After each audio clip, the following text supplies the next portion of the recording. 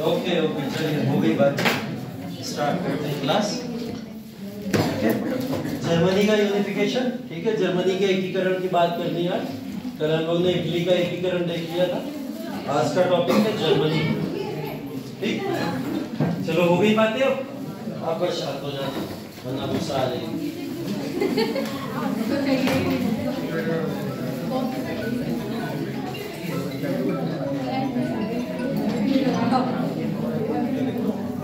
हाँ जी, देखिए हम लोग अभी तक जो इटली के एकीकरण की बात कर रहे थे उससे इसको थोड़ा सा जो है मर्ज करने की कोशिश करना। इटली का एकीकरण और जर्मनी का एकीकरण दोनों में कुछ कॉमन कंट्रीज का योगदान दिखाई देता है। जो common countries like France, Persia या ऑस्ट्रिया, इन लोगों को हम लोग पहले देख भी रहे हैं। ठीक है, तो जर्मनी का जो यूनिफिकेशन है इसके अंदर मैं आपको नाम नहीं बताने वाला कि कौन कौन से नाम हैं जिनको एक करने की बातें हो रही हैं, क्यों हो रही है, क्योंकि हम लोग जब इटली की बात कर रहे थे तो हमारे पास में स्पेसिफाइड नाम थे, कुछ ही रीजन्स को कनेक्ट करने की बात हो रही थी। अब जर्मनी एक संघ है और बहुत ज्यादा स्टेट्स का एक संघ है। ठीक है, उसके बारे में अगर हम लोग चले तो मैं आपको बताता हूं कि जर्मनी यहाँ पर 300 प्लस रीजन्स का एक संघ था। ठीक है, 300 से ज्यादा क्षेत्र या फिर हम राज्य कह सकते हैं जर्मनी फेडरेशन के अंतर्गत आते थे। अब जर्मनी फेडरेशन के अंतर्गत जो 300 प्लस राज्य आते थे इनको नेपोलियन ने जैसे तैसे करके तोड़ ताड़ के या मिलाकर इनको रिड्यूस कर 39 स्टेट्स में कन्वर्ट कर दिया था। अब जर्मनी ग्रुप बन गया था 39 स्टेट्स या 39 राज्यों का। ठीक है, तो 300 पढ़ना मुश्किल है तो 39 पढ़ना भी मुश्किल है कि आप 39 के 39 स्टेट तो याद नहीं रख पाओगे, है ना। तो इन 39 स्टेट्स को याद नहीं करना है हमें। बेसिकली कुछ चीजें जो हमें पढ़नी है उन चीजों का नाम याद रखिएगा। ये डेनमार्क दिख रहा होगा आपको ऊपर, ठीक है, डेनमार्क का जो दक्षिणी इलाका है, ठीक है, शेल्सविक जिसको बोलते हैं और हॉल्स्टीन जिसको बोलते हैं, ये दो रीजन्स की बात आएगी अभी आगे चल के जर्मनी के एकीकरण में। तो इन दोनों रीजन को मैं ध्यान से समझिएगा कि एक तरफ शेल्सविक और हॉल्स्टीन, शेल्सविक को भी उत्तरी भाग बोलते हैं, ध्यान रखिएगा, और हॉल्स्टीन को दक्षिणी भाग बोलते हैं। जब आगे उत्तरी और दक्षिणी भाग की बात आएगी तो ये शेल्सविक या हॉल्स्टीन की बातें हो रही होंगी। ठीक है, तो ये दो रीजन से जिनकी आगे चल के हम लोग बात करेंगे। ठीक, एक और इंपॉर्टेंट चीज, आसपास जो भी इसके टेरिटरीज लग रही हैं उन टेरिटरीज के बारे में आपको पता होना जरूरी है। सबसे पहले अगर हम लोग देखें, ये पूरा का पूरा जर्मनी दिख रहा है आपको। ठीक है, Germany was the part of Persia. इसकी अगर मैं बात करूं तो जर्मनी किसका पार्ट था? पर्शिया का। जो पर्शिया 8 स्टेट्स का एक डेमोक्रेटिक संघ था जिसकी हम लोग पहले बात कर चुके हैं, उसी में से जर्मनी भी किसके कंट्रोल में आता था? पर्शिया के कंट्रोल में आता था। ठीक है, तो ये पर्शिया जो इलाका है ये पूरी तरीके से जर्मनी को अपने कंट्रोल में किया हुआ था। अब आसपास की लोकेशन देखो, जर्मनी के इस साइड में पूरा पूरा फ्रांस दिख रहा है। ठीक है, नहीं वो पर्शिया है, ये पर्शिया है। ठीक है, दोनों PRUSSIA है। ठीक है, दोनों में अलग। फ्रांस के जस्ट इधर का जो इलाका था वो था स्पेन। कौन सा इलाका था? स्पेन। ठीक है, स्पेन के जस्ट बगल में फ्रांस है। फ्रांस के बाद ये पूरा जर्मनी दिख रहा है, ऊपर का रीजन हमें डेनमार्क दिख रहा है। ठीक है, अब अगर ये शेल्सविक और हॉल्स्टीन की बात करें तो ये जर्मनी के पार्ट है, डेनमार्क के नहीं है, ध्यान रखिएगा। शेल्सविक और हॉल्स्टीन किसके पार्ट थे? जर्मनी के पार्ट। ठीक है, उसके बाद अगर हम लोग यहां से बाउंड्री को तोड़ दें बर्लिन के बाद में तो ये पूरा पर्शिया हो जाएगा, ये पूरा इलाका। ठीक है, और इसके नीचे का जो इलाका ये सब क्या था? इटली, जिसके एकीकरण की कल हम लोग ने बात की थी। ठीक है, और ये सब क्या है? ऑस्ट्रिया। ठीक, अगर इन इलाकों को अगर आप समझोगे तो मैंने जो आसपास के रीजन मार्क किए हैं उन रीजन को ध्यान से समझ लीजिएगा, क्योंकि आगे मैप की लोकेशन के हिसाब से ये काम आएंगे आपके। ठीक, एक तरफ बना के दिखा देता हूं आपको।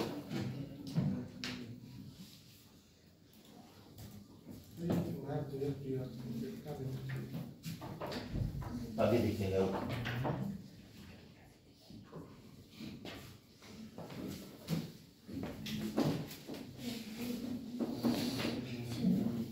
देखो रफली समझ लो, देसी देहाती भाषा में बिल्कुल।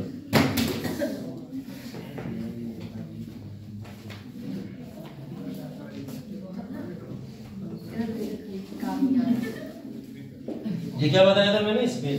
ठीक है, स्पेन का इलाका था। स्पेन के जस्ट बगल में फ्रांस, ठीक है। फ्रांस के बगल में क्या है? जर्मनी। इसकी जर्मनी की बात कर रहे हैं हम लोग। ये जर्मनी अभी मैं सिर्फ आपको समझाने के लिए लिख रहा हूं। एक्चुअल में जर्मनी था ही नहीं 1990 तक। ध्यान रखिएगा कि 1990 जब मैं बोल रहा हूं तो बात बताऊंगा आपको, क्योंकि जर्मनी सिर्फ जर्मनी के नाम से कभी जाना ही नहीं गया, यूनाइट ही नहीं हुआ 1990 तक। अभी 1990 में जाके वो यूनाइट हो पाया था। एक्चुअल में जो यूनिफिकेशन हम लोग पढ़ रहे हैं ये सिर्फ और जर्मनी के संघों को एक साथ मिलाने के लिए पढ़ रहे हैं, ठीक है। तो ये जर्मनी है। जर्मनी के ये बगल वाला इलाका क्या था? पर्शिया, जिसको हम लोग बोलते हैं, ठीक है। ये पर्शिया का इलाका था। नीचे की बात अगर हम लोग करें, ये ऑस्ट्रिया हम लोग देख रहे थे। ये पूरा इलाका क्या था? ऑस्ट्रिया था। ये इलाका इटली था, इटली की बात यहाँ पे कर रहे थे। और ऊपर का इलाका ये क्या है? डेनमार्क, ठीक है। याद कर लो इसको, जैसा दिख रहा है उसी तरीके से, बिल्कुल यही एग्जैक्ट लोकेशन है। सबसे पहले इधर स्पेन है, इधर फ्रांस है, फिर जर्मनी है, फिर पर्शिया है, नीचे ऑस्ट्रिया, उसके नीचे यहाँ पे इटली है और ऊपर डेनमार्क, ठीक है। ये वो इलाके हैं जिन इलाकों को आपको जर्मनी के यूनिफिकेशन में इंपॉर्टेंटली पढ़ना है, ठीक। नोट कर लो चाहो तो, कहीं रफली इसको बना लो।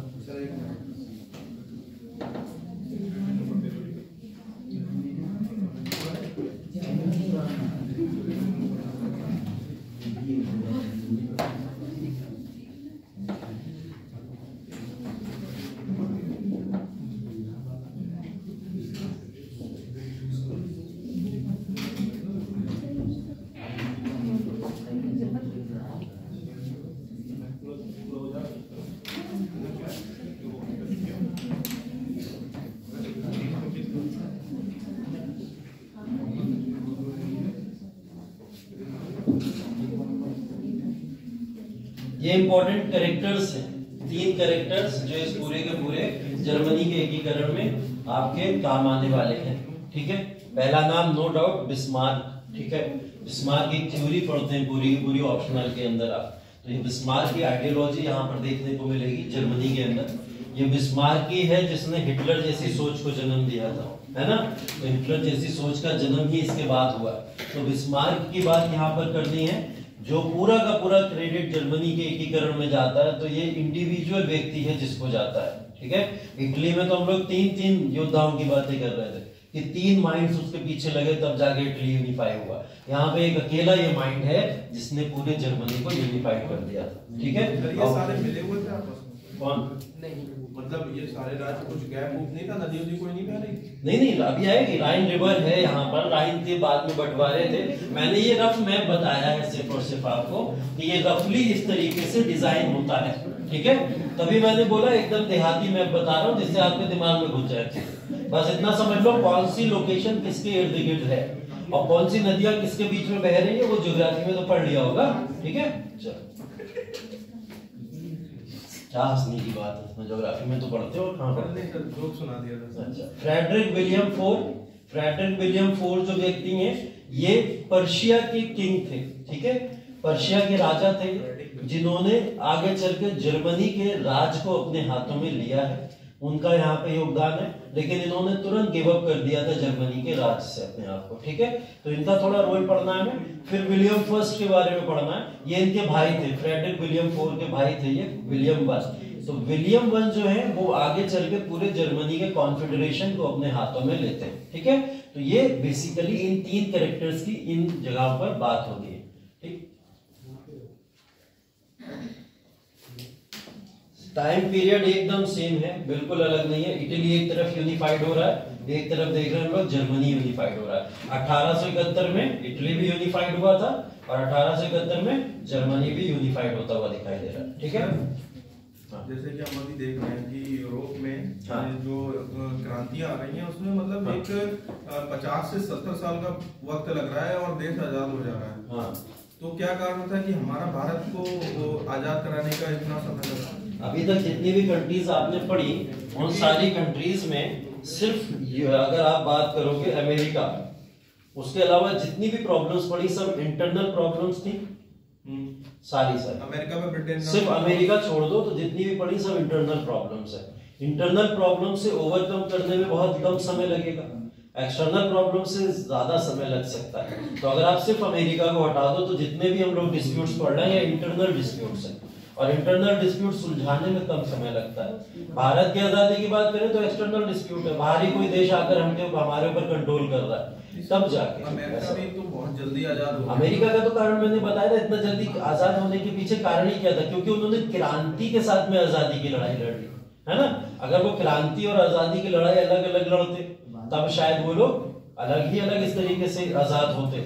और अमेरिका अपना बेस्ट आइडिया भी छोड़ चुका था, बेस्ट आइडिया। ये कह सकते हैं कि भारत में उतने अच्छे वो नहीं थे, कि दार्शनिक नहीं थे जो वो देख रहे थे। कार्ल मार्क्स हमने देखा, ऐसा नहीं कह सकते, ऐसा करने का बहुत तो कार्ल मार्क्स ने तो भारत के लिए भी आजादी की बात करके गया था ना, कि जब कार्ल मार्क्स बात कर रहा है कि आजाद हो जाना चाहिए देशों को, मजदूरों का संघ बन जाना चाहिए, तो इसका मतलब तो भारत भी है। पर्टिकुलर जगह पर रहकर बात करना और एक उसी देश में रहकर बात करने में दोनों में अंतर होता, मान रहे। लेकिन हमारे पास में विवेकानंद, सरस्वती जैसे दार्शनिक, राजा राम मोहन राय जैसे दार्शनिक ने, और वो लोग आजादी किस तरीके से लेनी है उसकी बात कर रहे हैं। लेकिन ब्रिटेन से आजादी लेना ऐसा कुछ कंफर्मेशन नहीं था ना हमारे पास कि ब्रिटेन से आजादी दयानंद लेना है, इसका कोई नहीं था। हाँ, बाद में पता चला दयानंद सरस्वती कह ही नहीं रहे कि हमें ब्रिटेन से आजादी चाहिए, है ना। तो वो वाली बात ही नहीं है यहाँ पर, इस वजह से ऐसा कहा जा रहा है। क्वेश्चन अच्छा है तुम्हारा, वैलिड है, लेकिन बस वही है, टाइम पीरियड को लेकर सोच, आइडियोलॉजी बहुत डिपेंड करती है।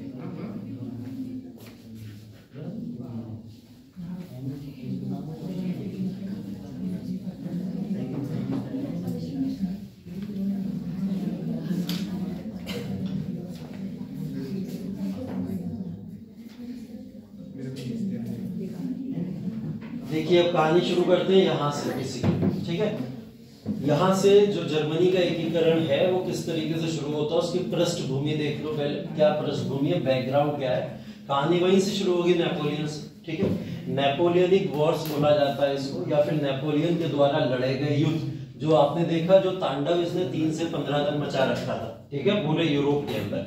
तो 3 से 15 तक के समय काल के अंदर नेपोलियन ने यहाँ पर बहुत सारे वॉर्स लड़े थे, और उन वॉर्स के अंदर वो सिर्फ और सिर्फ फ्रांस की बात कर ही नहीं रहा, वो तो पूरे यूरोप को अपने साथ में लाने की बात करता था, ठीक है। और उसने यूरोपियंस पावर को साथ में लाने के लिए ऐसा कुछ कार्य भी कर दिया कि उसने क्या करा, एक फेडरेशन बना दिया था जिसको यूरोपियन फेडरेशन कहा जाता था, ठीक है। और यूरोपियन फेडरेशन एक ऐसा समूह था जिसको लीड करता था एक तरफ से नेपोलियन, और यूरोप की सारी कंट्रीज फ्रांस को फॉलो किया करती थी। इस समय तक ये कंडीशन हो चुकी थी। लेकिन 15 में अनफॉर्चुनेटली आपने एक लड़ाई देख ली जिसको आप अभी तक रट चुके होंगे, वाटरलू वाली, ठीक है। वाटरलू की लड़ाई ने नेपोलियन को कमजोर कर दिया बहुत ज्यादा, और कमजोर इतना कर दिया कि वो यहाँ पर एक ट्रीटी या संधि साइन करके अपने आप को यहाँ से राजा के पद से भी हटा देता है। आगे आप लोग ने देखा जैसे वहां के लोगों ने ही फ्रांस से उसे हटा दिया था, वो भी इस चीज को लेकर रिजाइन कर देता। नेपोलियन का प्रभाव खत्म हो गया, नेपोलियन के द्वारा बनाई गई टेरिटरीज का प्रभाव खत्म नहीं हुआ था, ठीक है। नेपोलियन ने जो टेरिटरीज क्रिएट की थी, जो भी उसने जिस तरीके के भी रीजन्स बनाए थे, उन रीजन्स को यूरोप में खत्म नहीं किया गया, ठीक है। जब यहां से नेपोलियन को हटाया गया तो लोगों ने बोला कि नेपोलियन के द्वारा जिन क्षेत्रों को बनाया गया है उन क्षेत्रों को वापस से वैसा ही कर दिया जाए जैसे पहले थे। लेकिन जितने भी लीडर्स इकट्ठा हुए उन्होंने बोले नहीं, नेपोलियन जो करके गया है, यूरोपियन बाउंड्रीज खींच के गया है, वो बाउंड्रीज जस की तस रहनी चाहिए, ऐसा उन लोगों का मानना था। तो यहां पर क्या हुआ, जर्मनी के अंदर राइन फेडरेशन ग्रुप, जो अभी मैं बात कर रहा था, 39 कंट्रीज का एक जो ग्रुप बना था, ठीक है। हम लोग अगर थोड़ा सा पीछे चले तो रोमन एम्पायर यूरोप में हुआ करता था, सबको पता है रोमन एम्पायर पूरे यूरोप के ऊपर रूल किया करता था। तो रोमन एम्पायर के समय में जर्मनी का जो फेडरेशन था 300 कंट्रीज में बटा हुआ था, जिसकी हम लोग बात कर रहे थे। बजा दो, उनके पीछे बैठ जाओ, पीछे तुरंत तुरंत।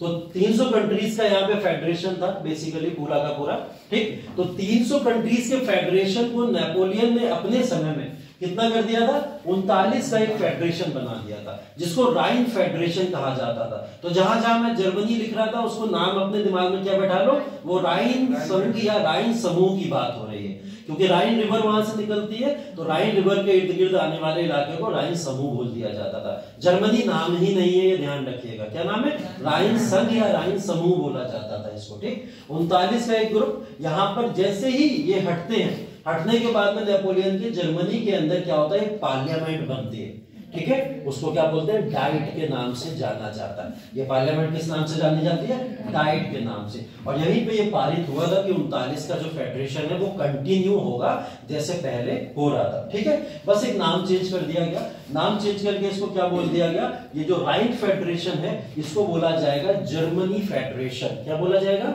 जर्मनी फेडरेशन या फेडरेशन ऑफ जर्मन स्टेट्स, ऐसे करके इसका नाम रख दिया गया। मतलब जर्मन संघ का एक समूह तरीके से इसका नाम यहाँ पर रख दिया गया। ठीक है, 15 की बात तो हो गई। यहाँ पर राइन को पूरी तरीके से ये जो कंट्रोल था, जब यहाँ 15 में नेपोलियन हारा तो अभी तक ये राइन पावर्स का जो कंट्रोल था वो किसके पास में था, फ्रांस के पास में था ना, नेपोलियन के हाथों में हुआ करता था। नेपोलियन के हाथ से शक्तियां किसके हाथ में देनी चाहिए, इस बात को लेके यहाँ पर एक समूह बना और उस समूह ने क्या डिसाइड किया कि जब नेपोलियन हारा है तो ये जो राइन का कंट्रोल है पूरा पूरा ऑस्ट्रिया को दे दिया है। नीचे थी ऑस्ट्रिया, देखा था हम लोगों ने मैप के अंदर, दिमाग में सेट होगा आपके, किसको दे दिया गया कंट्रोल यहाँ का, ऑस्ट्रिया का। तो जर्मन के ऊपर कंट्रोल किसका है, ऑस्ट्रिया का। ठीक है, और यहाँ पर एक पार्लियामेंट बनी जिसको बोला जाता था फ्रैंकफर्ट पार्लियामेंट। ठीक है, फ्रैंकफर्ट पार्लियामेंट, ये पार्लियामेंट है बेसिकली जो ऑस्ट्रिया के अंदर बैठकर ये डिसाइड करेगी कि जर्मनी के अंदर क्या होना है। ठीक है, फ्रैंकफर्ट पार्लियामेंट क्या करेगी, ये डिसाइड करेगी ये कि जर्मनी के अंदर होना क्या है, लेकिन पूरा कंट्रोल है किसके हाथों में, ऑस्ट्रिया के हाथों में। ठीक है, तब जाकर ये कॉन्फेडरेशन ऑफ जर्मनी या फेडरेशन ऑफ जर्मनी बन पाया। ठीक, अभी ये कॉन्फेडरेशन या जर्मन बन पाया है, लेकिन अभी भी जर्मन बहुत सारे इलाकों में विभाजित है। 39 स्टेट्स, और 39 स्टेट्स के अंदर जैसे हम लोग भारत में पढ़ते हैं ना स्वतंत्र राज्य, पढ़ते हैं ना कि नवाब अलग हैं, निजाम अलग हैं, मराठे अलग हैं, इस तरीके से यहाँ के भी फेडरेशन में अलग अलग राजा राज किया करते थे और कोई भी यूनिफिकेशन था ही नहीं किसी का। ठीक है, तो सब अपना अपना समूह लेकर अलग अलग राज किया करते थे। इन सबको साथ में जोड़ना जरूरी था अगर जर्मन को एक पावरफुल नेशन बनाना है। ठीक है, तो ये ऑस्ट्रिया को जब यहाँ पे कंट्रोल मिला तो कंट्रोल मिलने के बाद में लोगों को ये चीज रियलाइज होना शुरू हो गई इसके बाद में कि अभी तक जो हिटलर के हाथ में कंट्रोल था वही सही था, क्योंकि ऑस्ट्रिया वहां से बैठकर हमारी जो भी जरूरतें हैं, नीड्स हैं, उनको फुलफिल नहीं कर पा रहा। जब ये चीज लोगों को रियलाइज होना शुरू हुई तो यहाँ पर एक ऑर्गेनाइजेशन बना था, बर्शनशाफ्ट जिसको बोलते हैं। ये ऑर्गेनाइजेशन एक कॉलेज का समूह था, बेसिकली ग्रुप ऑफ स्टूडेंट्स था। ठीक है, और इस समूह ने एक आइडिया डेवलप किया वहां पे, जो आइडिया फ्रांस के अंदर पहले देख चुके हो, कौन सा,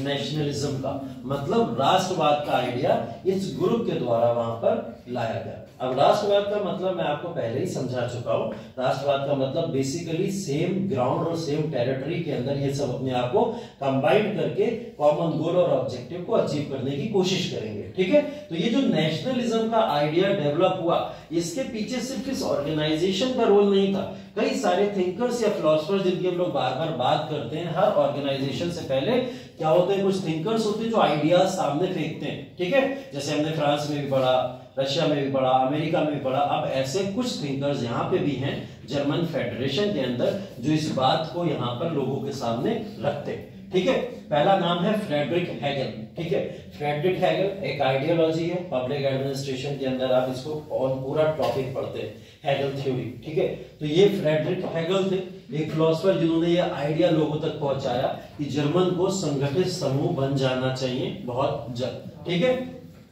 उसके बाद में जोहान गॉटलिब फीचे। ठीक है, जोहान गॉटलिब फीचे जो हैं बेसिकली इनका नाम भी इसी के लिए आता है, ये भी एक जर्मन बहुत बड़े फिलोसफर थे। इन्होंने भी राष्ट्रवाद की भावना लोगों के अंदर डेवलप करना शुरू की। ठीक है, और तीसरा नाम तो देख लो आप, लुडविग जॉन। ठीक है, ये तीन वो नाम है, ये नाम आपके जर्मन के यूनिफिकेशन में आगे काम आने वाले। बेसिकली ये फिलोसफर्स हैं जिन्होंने जर्मन के यूनिफिकेशन में पहल की। ठीक है, जब भी कोई बड़ा क्रांति या आंदोलन होता है, पता है आप लोग को बहुत अच्छे से, वहां पे कोई ना कोई आइडियोलॉजी लोगों को इंपैक्ट करती है और वो आइडियोलॉजी कुछ फिलोसफर्स के द्वारा डेवलप की जाती है, जिन फिलोसफर्स के नाम ये। अब इन फिलोसफर्स ने जब लोगों के सामने ये आइडिया रखना शुरू किए तो जर्मनी को ये बात पता थी कि हम पॉलिटिकली तब यूनाइट हो सकते हैं अगर हम इकोनॉमिकली मजबूत होंगे। ठीक है, आर्थिक रूप से अगर हम मजबूत नहीं हैं तो कोई भी पावर हमको आकर एक नहीं कर पाएगी। इकोनॉमिकली मजबूत होने का क्या मतलब है, सारे के सारे जो व्यापारिक राइट्स हैं, व्यापारिक अधिकार हैं, वो अपने हाथों में ले लो और दूसरी कंट्रीज की पावर्स को वहां से हटा दो। ठीक है, इसके लिए यहां पर इन्होंने क्या करा, ज़ोल्वेरिन 1834 के अंदर ज़ोल्वेरिन जैसे कॉन्सेप्ट को अपनाया। ठीक है, ज़ोल्वेरिन का मतलब होता है फ्री ट्रेड, मतलब मुफ्त व्यापार। ठीक है, मुफ्त व्यापार बेसिकली जर्मनी ने अपने स्टेट्स में ऐसे लोगों को देना शुरू कर दिया जिन लोगों से उसे लगता था ये स्टेट्स हमारे थोड़े दोस्त बन सकते हैं और हमें आगे चल के यूनाइट कर सकते हैं। ठीक है, तो इसने क्या करा, 25 जर्मन स्टेट्स को कनेक्ट किया, साथ में यूनाइट हुए। अभी 39 है ना टोटल ग्रुप, कितने का 39 का, उसमें से 25 एक साथ आ गए और 25 लोगों ने ज़ोल्वेराइन को अपना लिया। और ज़ोल्वेराइन का मतलब ये था कि हम जिसको चाहेंगे उसको जर्मन में एंट्री होने देंगे, अदरवाइज जिसको नहीं चाहेंगे वो जर्मन में कभी एंटर नहीं करेगा। किसके लिए, व्यापार के लिए। ठीक है, अब इन्होंने क्या करा, ऑस्ट्रिया को बाहर कर दिया उससे। किसको लेके आए, पर्शिया को। पर्शिया को इसके अंदर जब ये लेके आए, यही सबसे बड़ा चेंज था इस पूरी क्रांति के अंदर। ठीक है, अभी तक पर्शिया का कोई रूल आप नहीं देखोगे जर्मन के अंदर। अभी पूरा का पूरा कंट्रोल किसके हाथों में, ऑस्ट्रिया के हाथों में।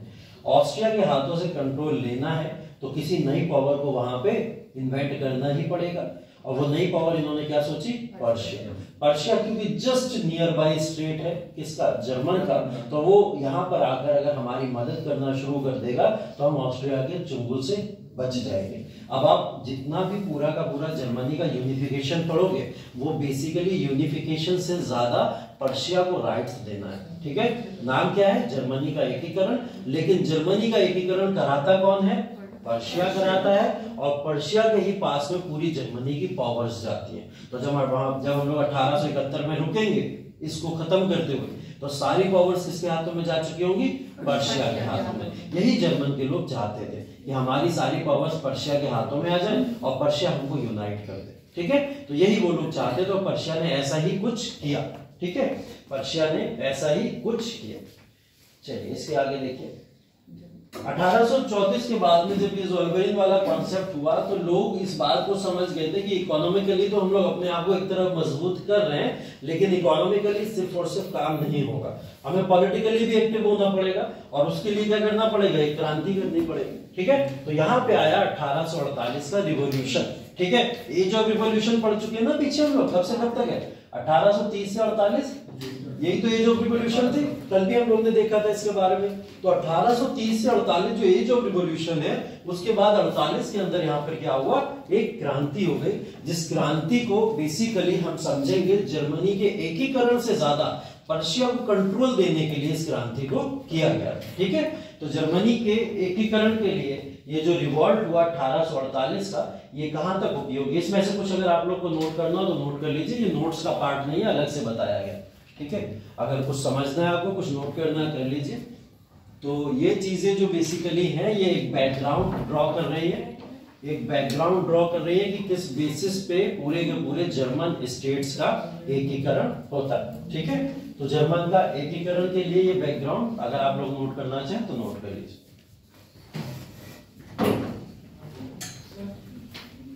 हाँ चलो,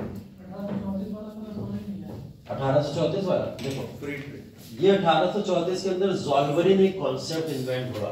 ज़ोल्वेरिन का मतलब था जर्मन की जितनी भी स्टेट्स हैं वो मिलके एक मुफ्त व्यापार का आइडिया लोगों के सामने फेंकते हैं कि भाई हम मुफ्त व्यापार कराएंगे जर्मन के अंदर। अभी तक ये व्यापार का कंट्रोल ऑस्ट्रिया अपने हाथों में समझता था, लेकिन जर्मन वाले बोले नहीं, हम मुफ्त व्यापार कराने को तैयार है और ऑस्ट्रिया को इस अधिकार से वंचित कर दिया जाएगा। हम ये अधिकार देंगे किसको, पर्शिया को देंगे। ऐसा आप पढ़े हो भारत के अंदर भी, कब भारत के अंदर ऐसा कोई कॉन्सेप्ट पढ़ा है आपने, फ्री ट्रेड वाला, कौन सा, बंगाल, आगे आगे फारूक शहर ने तो फ्री ट्रेड दिया था, उसके बाद में दस्तक कर, सुना है दस्तक, दस्तक कहाँ पे था, बंगाल के अंदर होता था। वहां क्या बोला जाता था कि जितने भी अंग्रेज हैं उनको फ्री व्यापार दिया जाएगा, बाकी वहां के लोकल है उनको टैक्स करा जाएगा, यही तो होता था। तो इन्होंने भी ये कॉन्सेप्ट अपनाया कुछ इस तरीके का, बोले पर्शिया जो है उसको मुफ्त व्यापार दिया जाएगा, बाकी जितने भी लोग आएंगे उनके ऊपर टैक्स लगाया जाएगा। यही तो है ज़ोल्वेरिन, सिर्फ और सिर्फ। ठीक है, तो ज़ोल्वेरिन का कॉन्सेप्ट ये है।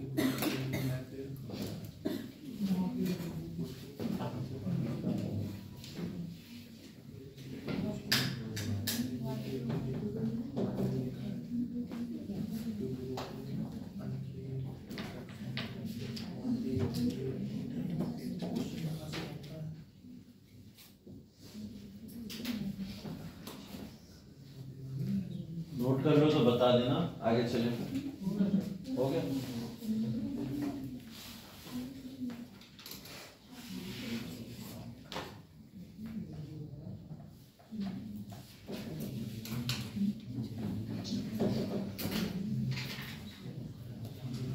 चलो, जर्मनी के एकीकरण के पीछे कुछ कारण भी हैं, इन कारणों को देख लो। कुछ चीजें बता दूंगा बस, हाईलाइटेड चीजें जो है कि बेसिक कारण इसके पीछे क्या थे। देखो, एक संधि दी गई है यहाँ पे 843 ईस्वी की, ठीक है। वर्धन की संधि के नाम से जानते हैं हम लोग इसको, ठीक है। उससे जो 843 की संधि थी, वर्धन की संधि, उसके अंदर बेसिकली जो जर्मन है, वो जर्मन जो था कई सारे छोटे छोटे राज्यों का संग्रह बन गया था। कब? 843 ईस्वी में। जर्मनी का ऐसा हालत पहले भी कभी हुआ करता था, लेकिन 843 में एक संधि हुई, उस संधि ने यहाँ पर क्या बना दिया था, इसको समूह बना दिया था, ठीक है। लेकिन ये बाद में धीरे धीरे नेपोलियन के प्रभाव से या यूरोपीय कंट्रीज के प्रभाव से ये पूरा का पूरा जो था वर्धन की संधि का उल्लंघन होकर जर्मन वापस से टूट चुका था, ठीक है। तो लोगों को क्या मेमोराइज हो रहा था कि वर्धन की संधि जैसी कोई चीज फिर से आनी चाहिए जिससे जर्मन का एक समूह बन जाए, ठीक है। तो लोग एक कारण किसको मानते हैं जर्मन के एकीकरण के पीछे? वर्धन की संधि को याद करना जो पहले हो चुकी थी, उसको रिपीट करना, ठीक है। दूसरी चीज अगर हम लोग बात करें यहाँ पर, तो बेसिकली जर्मन का शब्द का मतलब ही जो अगर लिया जाता था तो वो बोला ही जाता था कि इंटीग्रेशन ऑफ स्टेट्स के नाम से जाना जाता है उसे, ठीक है। इंटीग्रेशन ऑफ स्टेट का मतलब बेसिकली यही होता है कि कई छोटे छोटे राज्यों के समूह को मिला देना। तो एक तो नाम ही उसका ऐसा है कि कई सारे राज्यों को मिलाने की बात हो रही है, तो लोग इस बात से भी इंस्पायर्ड थे कि हम अपने नेशनलिज्म या राष्ट्रवाद के आइडिया में इस काम को करके रहेंगे, जैसा जर्मन का मतलब है उसी तरीके से जर्मन को बनाते रहेंगे। एक सोच थी लोगों की, आइडियोलॉजी, ठीक है।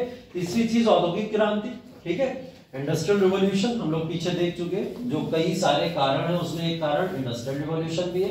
कई सारी इंडस्ट्रीज डेवलप होना शुरू हो चुकी थी। अब जो इंडस्ट्रीज जर्मन के अंदर लगा करती थी उसके ऊपर जर्मन या पर्शिया से ज्यादा अधिकार तो ऑस्ट्रिया का हुआ करता था, है ना। ऑस्ट्रिया इंडस्ट्रीज को लगवा रहा है वहां पर, और वहां पे इंडस्ट्रीज लगने के बाद प्रॉब्लम पता क्या होती थी कि पूरे के पूरे ट्रेड या व्यापार का अधिकार ऑस्ट्रिया अपने हाथों में रख लेता था, जर्मन फिर खाली रह जाता था। तो जर्मन को यह बात रियलाइज हुई कि औद्योगिक क्रांति सिर्फ और सिर्फ अगर हम इस बेसिस पे चलते रहे कि ऑस्ट्रिया इसका पूरा फायदा उठाती रहे, तो इससे प्रॉब्लम हमको आगे चल के व्यापार के फॉर्म में होगी और हम कभी आजाद नहीं हो पाएंगे। तो औद्योगिक क्रांति का एक सहारा लेकर इन्होंने क्या करा था, पूरे के पूरे आंदोलन को खड़ा किया कि हमको आजादी चाहिए। औद्योगिक क्रांति ने बेसिकली क्या करा था, संचार के माध्यम को डेवलप कर दिया था, ठीक है। कि लोगों ने संचार के माध्यम को, ट्रांसपोर्टेशन को, कम्युनिकेशन को, इन तमाम चीजों को एक दूसरे तक पहुंचाने के लिए, कांटेक्ट करने के लिए एक आसान माध्यम समझा, और इसी सब के थ्रू सब लोगों को पता चल रहा था आपस में कि भाई ये भी एक चीज है औद्योगिक क्रांति, इसकी वजह से हम लोग आपस में यूनाइट हो सकते हैं, है ना। अब जैसे रेलवे चलेगी अगर, तो एक स्टेट से दूसरे स्टेट में लोग ट्रेवल करेंगे। अगर कम्युनिकेशन तार चलेगा या फिर संचार के माध्यम में टेलीग्राम वगैरह चलेगा, तो उससे थ्रू क्या होगा, लोग एक दूसरे के साथ में कनेक्ट करेंगे ना, चिट्ठियां से पढ़ आगे कि भाई हमें राष्ट्रवाद की जरूरत है, हमें अपने आप को आजाद कराने की जरूरत है। तो ये आइडिया लोगों के अंदर इसी के बाद में डेवलप होना शुरू हो गया। तीसरा कारण है वही नेपोलियन, जिन नेपोलियन युद्धों की बात हमने शुरू में की थी, नेपोलियनिक वॉर्स की जो हम लोग बात कर रहे थे, 3 से लेकर 15 तक जितना भी हुआ, उसके अंदर नेपोलियन जितने भी युद्ध हुए, इसने कहीं ना कहीं पूरी तरीके से आइडिया को लोगों के अंदर बैठा दिया था कि जर्मन सिर्फ और सिर्फ एक खिलौना बन के रह गया है फ्रांस के हाथों का, कि फ्रांस चाहता है तो अपने वॉर्स में जर्मन को गलत तरीके से यूज करता है। तो इस आइडिया को किसी तरीके से रोकने की जरूरत है। तो कहीं ना कहीं ये भी जिम्मेदार रहे थे उसके पीछे, नेपोलियन ने जितनी भी चीजें यहाँ पर की।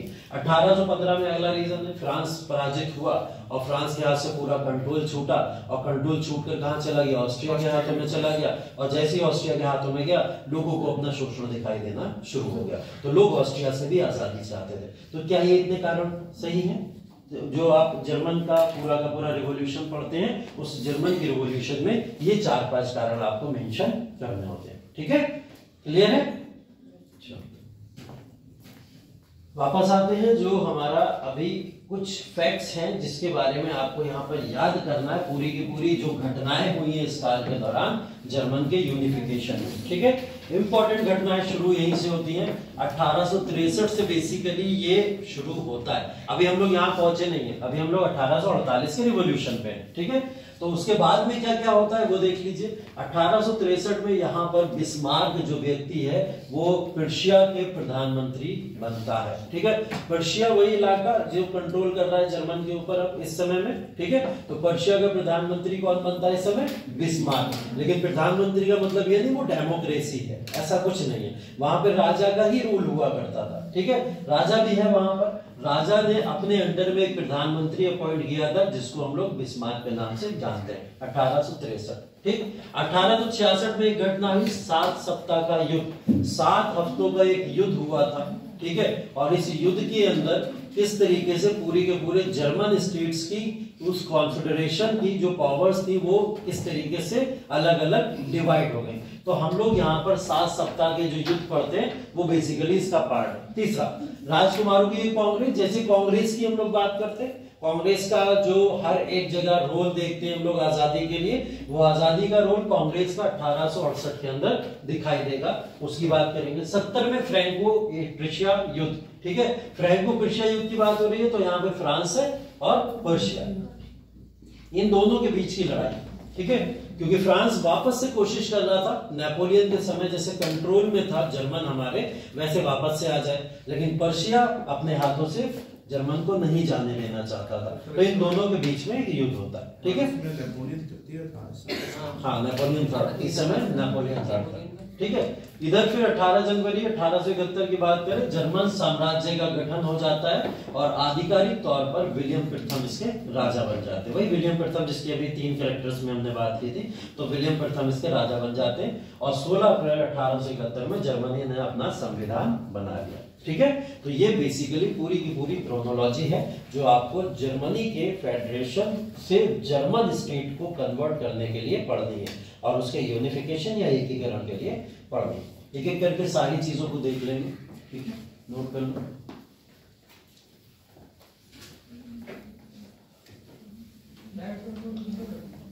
हाँ, इतना ही है बस, इसके बाद नहीं है कुछ।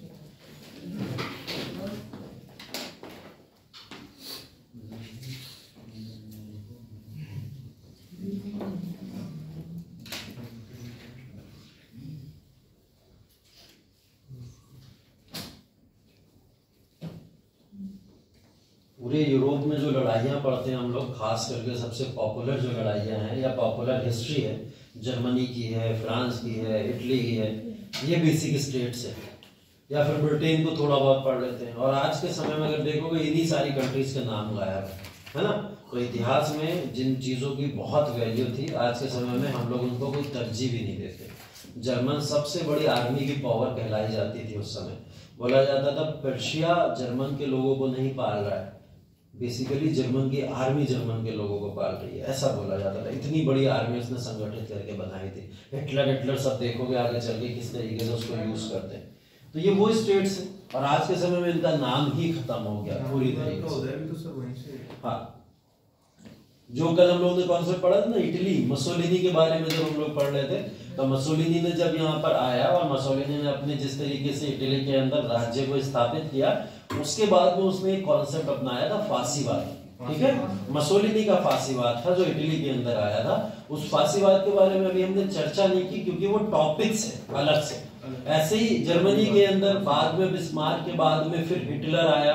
हिटलर ने आकर क्या करा, नाजीवाद को अपना लिया, वो भी एक टॉपिक है, उसको भी अलग पढ़ना है। हाँ, तो फांसीवाद, नाजीवाद, उदारवाद, ये सब अलग टॉपिक है, इनको एक अलग तरीके से हमको पढ़ना रहेगा, तब पढ़ेंगे इसको अलग से। जैसे अभी यहाँ पे बिस्मार्क जो है रशिया के प्रधानमंत्री बन गए, तो इनकी भूमिका पहले भी रही होगी क्योंकि हस्तक्षेप जरूर करा होगा, वरना अचानक एक नाम तो आ नहीं जाएगा। अभी मैं वही बताने जा रहा हूँ। 1848 के रिवॉल्यूशन में जब हम लोग जाएंगे तो 1848 के रिवॉल्यूशन में बिस्मार्क का भी रोल देखने को मिलेगा। ऐसा नहीं है पहली बार ही आए हैं, बिस्मार्क इससे पहले से ही एक्टिव थे पॉलिटिक्स में।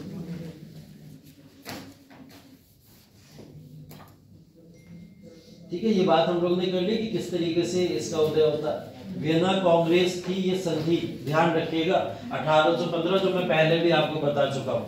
1815 में यही वियना कांग्रेस थी जिसने सारा कंट्रोल फ्रांस के हाथों से उठा के किसको दे दिया था, ऑस्ट्रिया को दे दिया था, इसी संधि के थ्रू। वाटरलू की संधि के बाद एक संधि बताई थी ना पीछे मैंने जब बताया था, तो वियना संधि की बात की थी। तो वियना संधि ही थी इस समय में, जिसको हम लोग वियना की कांग्रेस के फॉर्म में यहाँ देख रहे हैं। इसी ने पूरा का पूरा फ्रांस का कंट्रोल किसको दे दिया था? ऑस्ट्रिया को दे दिया था। ठीक है, फ्रांस के हाथों से कंट्रोल ऑस्ट्रिया को, जर्मनी का। ठीक,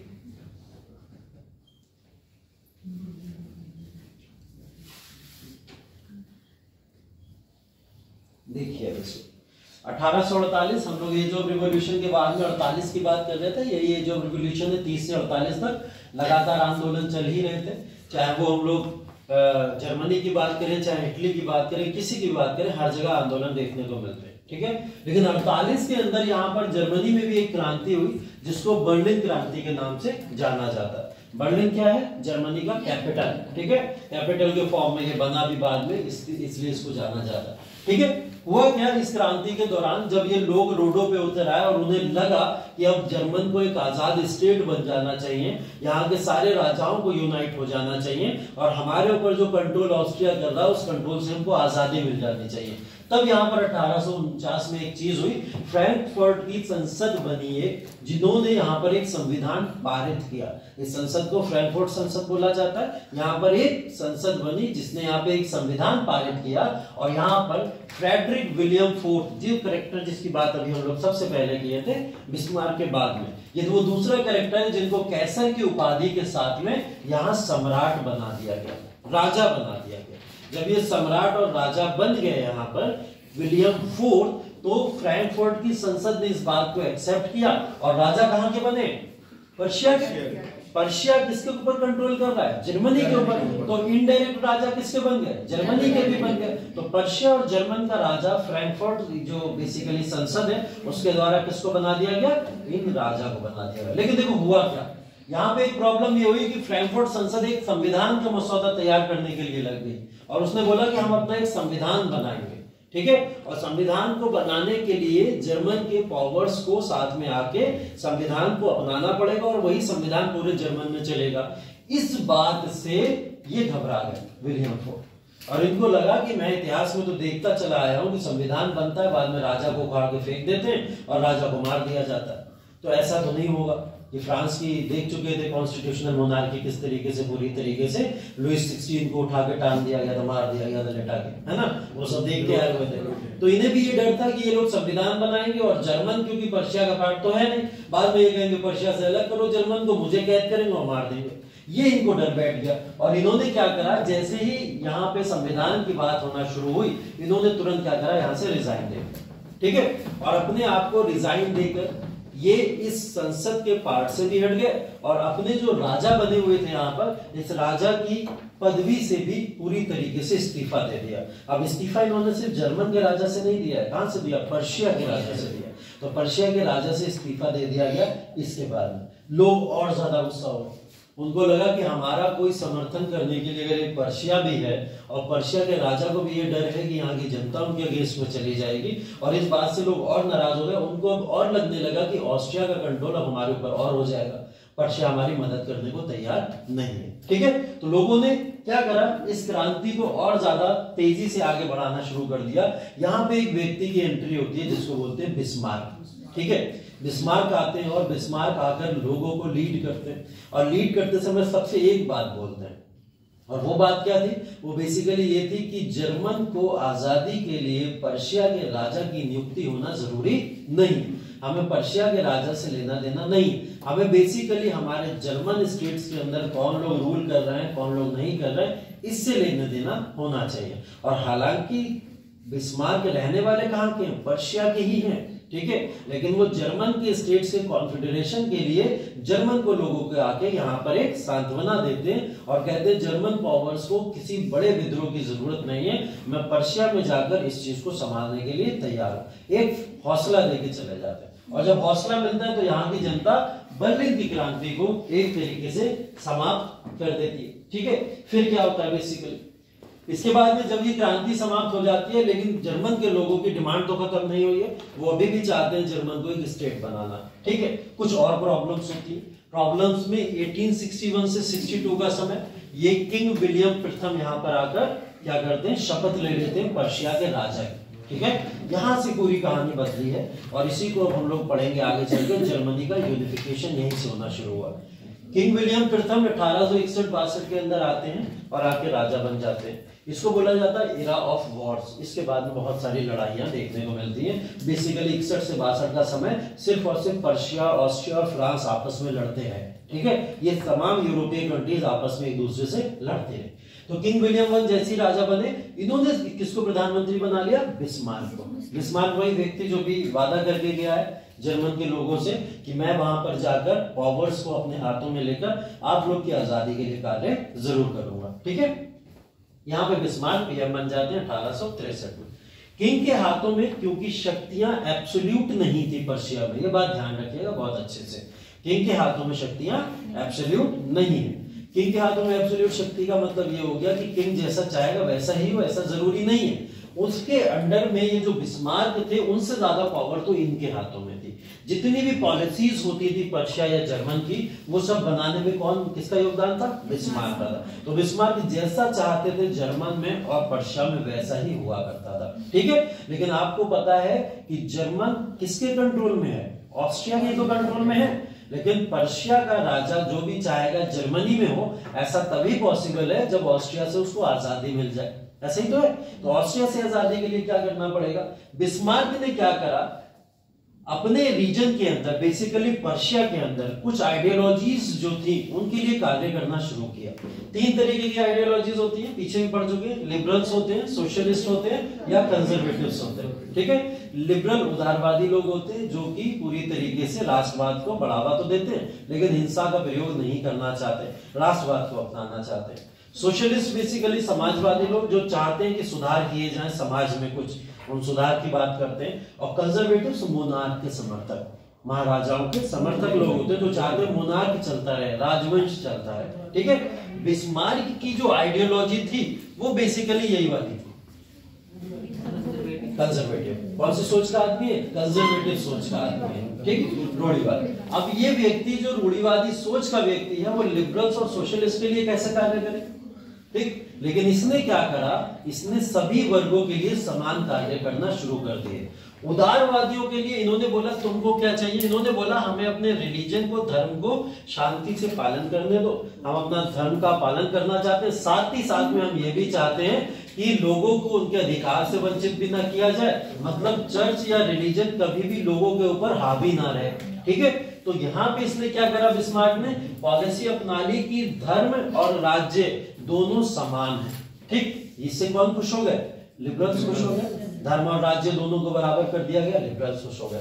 सोशलिस्ट को क्या चाहिए? नीतियां चाहिए, कुछ स्कीम्स चाहिए, ठीक है। इसने क्या करा, यहां पर इस समय में लोगों के लिए एक्सीडेंट स्कीम चला दी। एक्सीडेंट स्कीम का मतलब अगर कोई दुर्घटना में मारा जाता है तो उसको पूरी तरीके से सहायता और वो भी मनी के फॉर्म में दी जाएगी, ठीक है। हाँ, आर्थिक अनुदान बेसिकली कह लो, वो दिया जाएगा, आर्थिक तौर पर मदद की जाएगी। लोगों को ओल्ड एज पेंशन इसने देना शुरू कर दी यहाँ पर, और लोगों को उस तरीके की स्कीम्स दी जिससे सोशलिस्ट खुश हो जाते हैं। मतलब बेसिकली समाजवादी नीतियां इसने लागू कर दी, ठीक है। हाँ, सोशल वेलफेयर स्कीम जिसको कहते हो, ठीक। सोशल वेलफेयर स्कीम, या यहाँ पर रिलीजन और धर्म को या फिर राज्य को समान कर दिया, इन दोनों को खुश कर दिया। आइडियोलॉजी इसकी कंजर्वेटिव है, सबको ये बात पता है, तो ये वाले लोग तो ऑलरेडी खुश रहेंगे क्योंकि ये चाहते ही नहीं है राजा हटे कभी भी, तो राजा को साथ में लेके चलना चाहता है। अब ये तीनों वर्ग जब साथ में कलेक्ट हो गए, इसका इंपैक्ट सीधा किसके ऊपर पड़ा? जर्मन के ऊपर। पर्शिया के अंदर जब इसने ये सारी चीजें अपनाई तो इसका डायरेक्ट इंपैक्ट किसके ऊपर पड़ा? जर्मन के ऊपर। जर्मन के लोग बोले यार बहुत अच्छा शासक है ये तो, हमारा जो बात कह के गया था वो पर्शिया के अंदर ही अपना भी रहा है, और ये वो राजा है जो हमारे जर्मन के अंदर आना चाहिए और जर्मन के तमाम लोगों को यहाँ से इक्वलिटी का पूरा प्रिंसिपल अपनाते हुए देखना है हम लोगों को, और ये मिलेगा देखने को अगर ये जर्मन का राजा बन जाए, ठीक है। बिस्मार्क को ये लोग जर्मन का राजा देखने लगे, लोग इसकी सोच से बहुत ज्यादा इंस्पायर हो गए।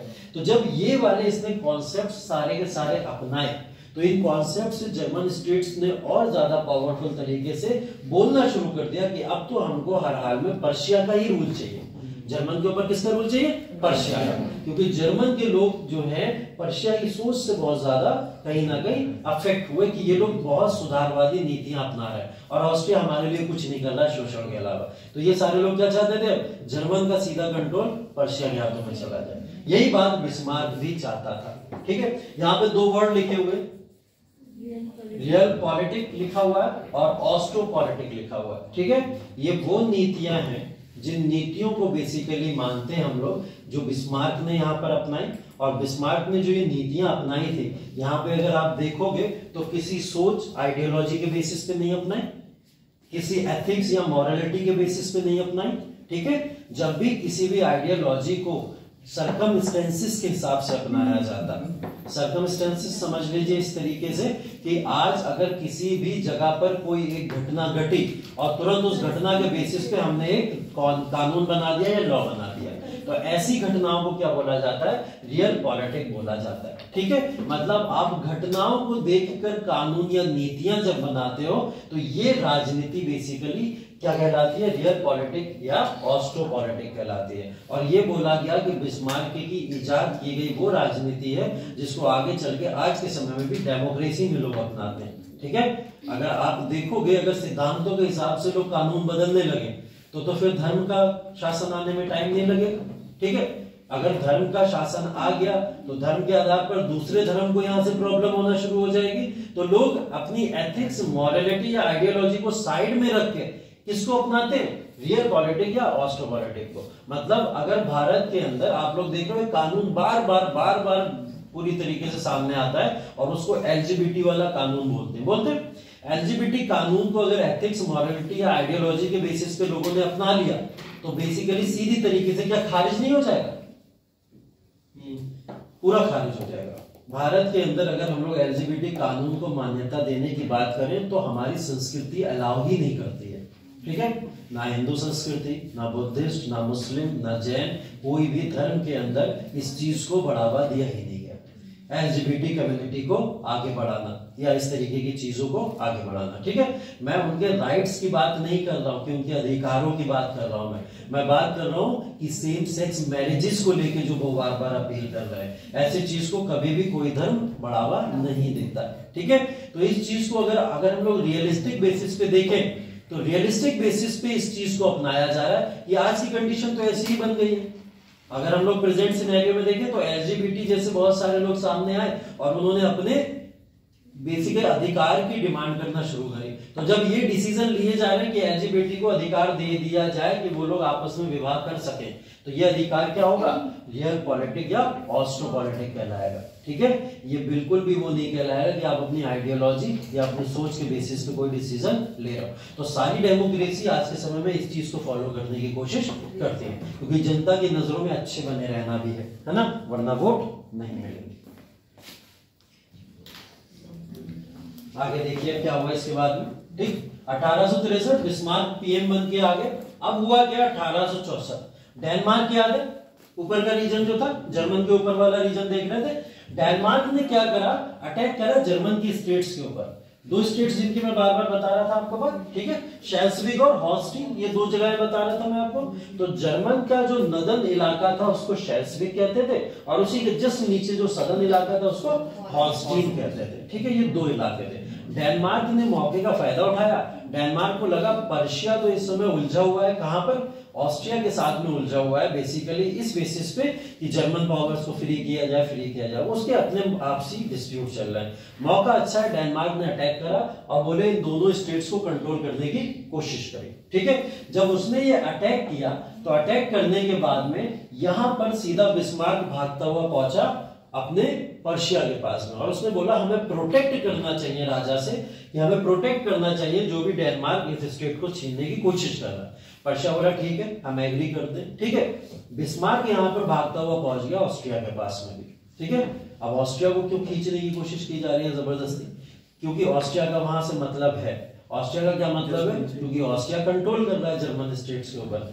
तो ये भागते हुए बिस्मार्क पहुंचता है ऑस्ट्रिया के पास में और कहता है कि जर्मन जो पावर्स हैं वो पावर्स अगर इधर उधर और बिखरी, डेनमार्क अगर उसे कंट्रोल में ले गया तो फिर यहां से सीधी हार किसकी दिखती है? ऑस्ट्रिया की दिखती है। तो पर्शिया और ऑस्ट्रिया दोनों साथ में आ गए यहाँ पे और दोनों ने साथ में मिलकर डेनमार्क के अगेंस्ट में एक वॉर लड़ा, ठीक है। और इस वॉर में दोनों ने क्या छुड़ा लिया? शेल्सविग और हॉस्टिन छुड़ा लिया। बिस्मार्क की ये सोची समझी साजिश थी पूरी तरीके से कि पर्शिया ऑस्ट्रिया को एक करना और उसके बाद में वॉर लड़ना, ठीक है। पहले आप दुश्मन को अपने साथ बैठाओ, उसकी कमियां देखो और बाद में रणभूमि में ढेर कर दो, ठीक है, ये थी प्लान बिस्मार्क का बेसिकली, ठीक है। और यही किया उसने सबसे पहले जो ऑस्ट्रिया दुश्मन है किसका, पर्शिया का भी और जर्मनी का भी, क्योंकि जर्मन के लोग उससे आजादी चाहते हैं। यहाँ पे बिस्मार्क को लोगों ने क्रिटिसाइज करना भी शुरू किया कि आप ऑस्ट्रिया को क्यों बुला के ला रहे हो जबरदस्ती, हम तो ऑस्ट्रिया के लोगों को चाहते ही नहीं कि वो लोग हमारे पास में आए। बिस्मार्क बोला सबर करो, अभी सब पता चलेगा, थोड़ा समय सबर कर लो, ठीक है। तो जब ये इसको लेके आता है तो बेसिकली पर्शिया और ऑस्ट्रिया दोनों मिलकर डेनमार्क को हरा देते हैं। हराने के बाद में इन दोनों स्टेट्स को छीन लिया जाता है। अब पर्शिया क्या बोलता है, दोनों स्टेट छीनी गई है तो मेरी वजह से। बिस्मार्क जो चाहता था वो हो गया। बिस्मार्क क्या करेगा, एक डिस्प्यूट क्रिएट करने की कोशिश करेगा। उसने क्या बोला, बोले ये दोनों स्टेट जो छीनी गई है पर्शिया के द्वारा ही छीनी गई है, तो इस पे कंट्रोल किसका होना चाहिए, पर्शिया का। ये एक शुरुआत थी पर्शिया की जर्मन स्टेट्स के ऊपर कंट्रोल करने की। लेकिन ऑस्ट्रिया इस बात के लिए नहीं माना। ऑस्ट्रिया ने बोला नहीं, हम किसी भी तरीके से इस बात के लिए नहीं मानेंगे। क्या होगा, दोनों के बीच में एक वॉर हो जाएगा। 1866 में पर्शिया और ऑस्ट्रिया में वॉर हुआ और यही बिस्मार्क चाहता था। बिस्मार्क यही चाहता था कि पर्शिया से ऑस्ट्रिया का वॉर हो और पर्शिया ऑस्ट्रिया को हराए, और हराते ही क्या डिक्लेयर कर दे कि पूरा कंट्रोल जर्मन के ऊपर अब किसका है, पर्शिया का। ऐसे ही पॉसिबल हो सकता था, और तो कोई रास्ता भी नहीं था, है ना। तो हुआ क्या, बेसिकली जब ये वॉर हुआ, इस वॉर के अंदर बिस्मार्क को पता था ऑस्ट्रिया के समर्थक कौन कौन है, ठीक है। कौन कौन थे ऑस्ट्रिया के समर्थक, पहले तो फ्रांस ही है। फ्रांस ऑस्ट्रिया का दोस्त है, हम लोग शुरू से देखते चले आए, ठीक है। दूसरी पावर स्पेन, क्योंकि स्पेन और फ्रांस अच्छे दोस्त हैं, इस वजह से ये भी दोनों साथ में है। तीसरी चीज है ब्रिटेन इन लोगों का बहुत समर्थन करता था, ठीक है। तो ब्रिटेन भी एक आइडियोलॉजिकल समर्थन इनका किया करता था। तो बिस्मार्क को ये बात बहुत अच्छे से पता थी कि अगर ऑस्ट्रिया के अगेंस्ट में गए तो मतलब इन तीनों के भी अगेंस्ट में हम गए, ठीक है। तो उसने क्या करा, इन तीनों को शांत करने के लिए कुछ चीजों को अपनाया यहाँ पे। जैसे एक एग्जाम्पल ले लो ब्रिटेन का। ब्रिटेन के कुछ इंटरनल डिस्प्यूट्स चल रहे थे इस समय। इंटरनल डिस्प्यूट्स वहां के राजा को हटाने के लिए, दूसरे राजा को बनाने के लिए वहां पे एक डिस्प्यूट चल रहा था जिसमें वो आपसी मसलों में उलझा हुआ था। तो पर्शिया उसके पास में गया और उसने कहा कि अगर आपको हमारी सहायता की कोई जरूरत पड़ेगी तो हम आपको करने के लिए तैयार हैं, लेकिन आप इस समय वॉर से अपने आप को अलग रखिएगा, मतलब ऑस्ट्रिया की कोई भी तरीके की कोई मदद मत करिएगा, ठीक है। ब्रिटेन बोला हम अपने मसलों में बहुत उलझे हुए, हम तुम्हारी कोई मदद नहीं करेंगे, हट गया, ठीक। हाँ, फ्रांस की बात करते हैं।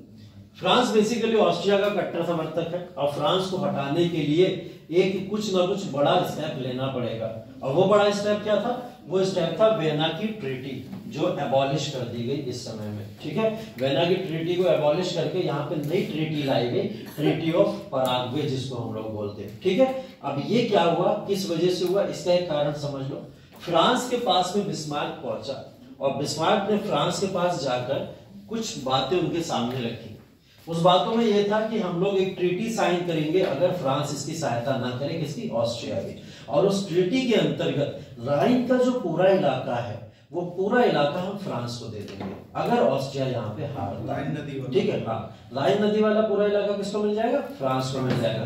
फ्रांस को काहे की दोस्ती, कैसी दोस्ती, जब पूरी की पूरी टेरिटरी मिल रही है ना। और इस संधि के तहत जब उसको पूरी संधि के तहत इतनी बड़ी टेरिटरी राइन वैली की मिल जाएगी तो आप समझ लो उसका आर्थिक रूप से कितना ज्यादा मजबूत एक संगठन बन जाएगा। तो फ्रांस इस बात पर तैयार हो गया, बोला ठीक है हम हस्तक्षेप नहीं करेंगे। तो बिस्मार्क ने इसको भी तोड़ दिया और जब फ्रांस चुपेगा तो स्पेन भी कुछ नहीं बोलेगा। तो अपनी कूटनीतियों से बिस्मार्क ने इन तीन पावर्स को जाके रोक दिया और बोला कि आप ऑस्ट्रिया का किसी तरीके से कोई साथ नहीं देंगे। ये वॉर हुआ, इनने तीनों को हटा दिया। हटाने के बाद में ये पावर बेसिकली जो वॉर्स के फॉर्म में जानी जाती है, ऑस्ट्रिया पर्शियन वॉर 1866 में, इसमें जीत कौन जाएगा, पर्शिया जीत जाएगा, ठीक है। पर्शिया क्योंकि इसके पास में जर्मन समर्थन थे पूरे के पूरे, जर्मनी की एक आर्मी बिस्मार्क बना चुका था जर्मनी के ही लोगों से, उन सब ने मिलकर पर्शिया का समर्थन किया और यहाँ पे जाके ऑस्ट्रिया को हरा दिया, ठीक है। ऑस्ट्रिया को हराने के लिए उसको ज्यादा समय भी नहीं लगा, सिर्फ 7 हफ्ते लगे और 7 हफ्ते में उसने पूरी तरीके से ऑस्ट्रिया को खत्म कर दिया। अब जैसे ही ऑस्ट्रिया खत्म होगा, अब क्या चाहते थे ये लोग कि ऑस्ट्रिया के कंट्रोल से जर्मन निकल जाए, यही तो चाहते थे। अब हुई संधि जिसको वियना ट्रीटी बोलते हैं, पहले जो हुई थी 1815 में, उसी में तो बोला गया था कि ऑस्ट्रिया के हाथों में रहेगा पूरा का पूरा जर्मन, ये अबॉलिश कर दी गई। ठीक है, इसको एबॉलिश कर दिया गया। नई ट्रीटी हुई जिसको ट्रीटी ऑफ पराग बोला जाता है, और इसमें पूरा का पूरा कंट्रोल किसके हाथों में दे दिया? पर्शिया के हाथों में दे दिया। यही सब लोग चाहते थे कि पर्शिया के हाथों में पूरा कंट्रोल आ जाए, और पर्शिया के हाथों में कंट्रोल आने का मतलब डायरेक्टली बिस्मार्क के हाथों में कंट्रोल आना है। ठीक है, तो ऑस्ट्रिया का पूरा कंट्रोल कट हो गया, और ये कंट्रोल किसके हाथों में आ गया? पर्शिया। यही पूरी लड़ाई थी। तो क्या यहाँ पर रिवॉल्यूशन खत्म हो जाना चाहिए, है ना? एकीकरण तो इसी को कहेंगे, या कुछ और अभी बचा हुआ है? पर्शिया के हाथों में अभी कंट्रोल आया है, अभी जर्मनी का एकीकरण नहीं हुआ है। ठीक है, अभी बिस्मार्क ने सिर्फ कंट्रोल अपने हाथों में लिया है। अब जब ये कंट्रोल अपने हाथों में ले लेगा तो इस बात से आस पड़ोस वाली कंट्रीज दुखी हो जाएंगे, नहीं हो जाएंगे? ऑस्ट्रिया को तो चलो कट कर दिया, लेकिन क्या फ्रांस चुप बैठेगा? फ्रांस बिल्कुल चुप नहीं बैठेगा। फ्रांस को लगेगा कि ऑस्ट्रिया से पावर पर्शिया ने जब ले ली तो पर्शिया इस पूरे इलाके में बहुत मजबूत होता चला जाएगा, और इससे इंपैक्ट किसको पड़ेगा? फ्रांस को पड़ेगा। तो फ्रांस बेसिकली एक युद्ध में यहाँ पर आकर कूद जाता है पर्शिया के साथ में, जिसको हम लोग बोलते हैं फ्रैंको पर्शिया युद्ध। ठीक है, ये फ्रैंको पर्शिया युद्ध 1866 में ट्रीटी साइन होके पर्शिया के हाथों में पूरा कंट्रोल आ चुका है। अब पर्शिया के हाथों से कंट्रोल फ्रांस छीनने की कोशिश करेगा, क्योंकि फ्रांस अब चाहेगा कि जो भी आसपास की कंट्रीज है उस पर कंट्रोल हमको मिले। ठीक है, फ्रांस के जस्ट बगल में कौन है? यहाँ पर स्पेन है, ये फ्रांस है। ठीक है, और यहाँ पर कौन है? जर्मन है पूरा, और ये पर्शिया। ठीक, ये पर्शिया और इसका पूरा कंट्रोल दोनों किसके हाथों में? बिस्मार्क के हाथों में। ठीक, तो ऑस्ट्रिया के हाथ में भी, ऑस्ट्रिया के हाथ से तो चला गया ना वेना ट्रीटी के थ्रू। ठीक है, वेना ट्रीटी वेना संधि के थ्रू इनके हाथों से चला गया। अभी मैं बताता हूँ, देखो क्या हुआ। बिस्मार्क को पता थी कि फ्रांस अब बीच में आके कूदेगा जरूर, क्योंकि फ्रांस को हमने एक ट्रीटी के तहत रोका था, और वो संधि में हमने क्या बोला था? हम तुम्हें राइन की पूरी टेरिटरी दे देंगे। युद्ध हो गया, पर्शिया के हाथों में कंट्रोल आ गया, और इसमें साफ साफ बिस्मार्क बोल दिया कि मैं तुम्हें कोई नहीं दूंगा, कोई ट्रीटी नहीं दूंगा, किसी संधि की बात ही नहीं होती, कोई राइन वाइन कुछ नहीं। साफ साफ बिस्मार्क ने बोल दिया। ठीक है, ये तो धोखा है।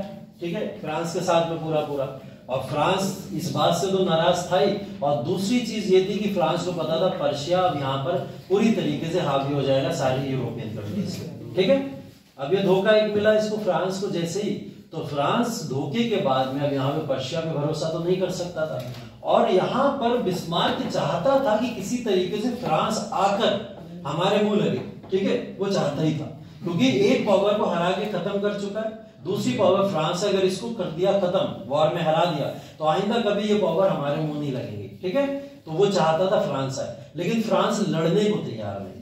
ठीक है, एक होता ना झापड़ मारते रहो उठा के, सामने वाला हाथ ही नहीं चला रहा। ठीक है, तो क्या करना पड़ता है? कुछ ऐसी उसकी कमजोर नस पकड़नी पड़ती है जिसके थ्रू वो चालू हो जाए, है ना? होता है, ऑप्शन ही ना छोड़ो उसके सामने किसी भी तरीके का। तो वो क्या करा, बिस्मार्क ने ऐसा ही किया। फ्रांस को उसने बहुत ही ज्यादा मैनिपुलेट करने की कोशिश करी कि वॉर में आओ, ये नहीं आ रहा है। ठीक है, फ्रांस बोला मैं शांत रहना चाहता हूं, लेकिन तुमने जो मेरे साथ किया उसका बदला मैं कभी लूंगा।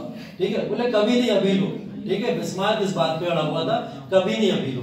हुआ क्या, स्पेन के अंदर राजा की मृत्यु हो गई थी, नया राजा बनना था, यहाँ पे नया राजा बनना था। जब स्पेन के अंदर नया राजे के चुनाव की बात हो रही थी, तो क्या हुआ, पर्शिया से बिस्मार्क ने एक पर्सन को यहाँ भेज दिया।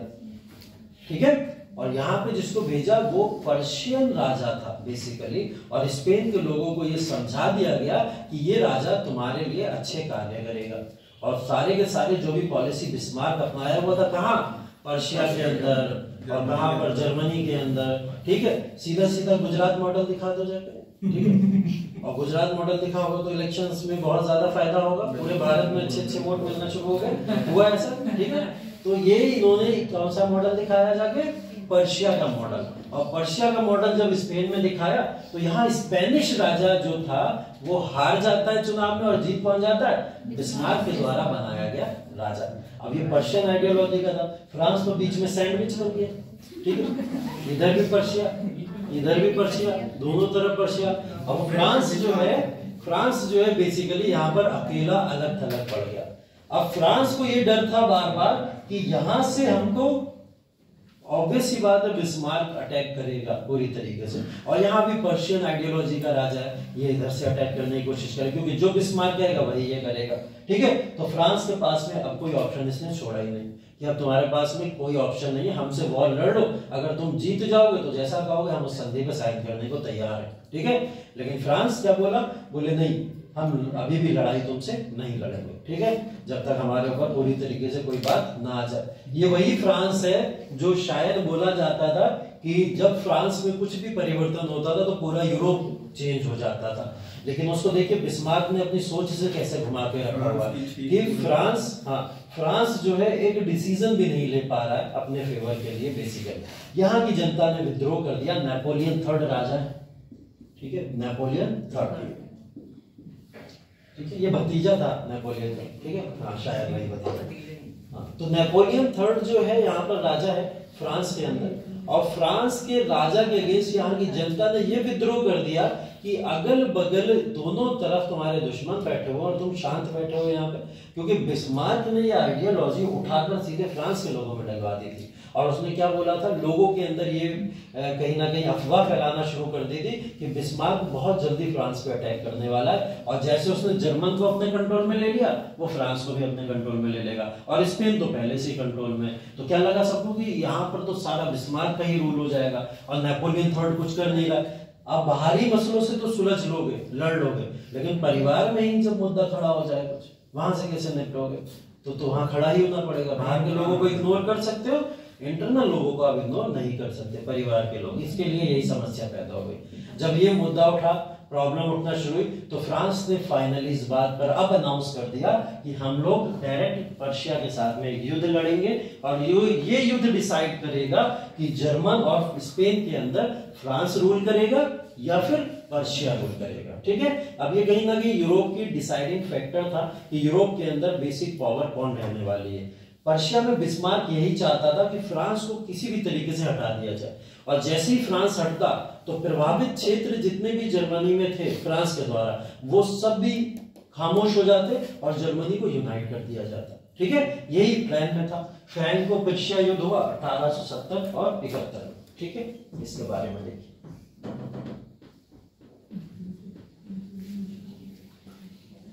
देखिए इसमें बेसिकली जब ये वाला युद्ध हुआ तो इस युद्ध के अंतर्गत इतना ज्यादा मजबूर जो कर दिया गया था इनको कहीं ना कहीं नेपोलियन थर्ड को, तो इस मजबूरी के साथ में इस युद्ध में उतरते हैं।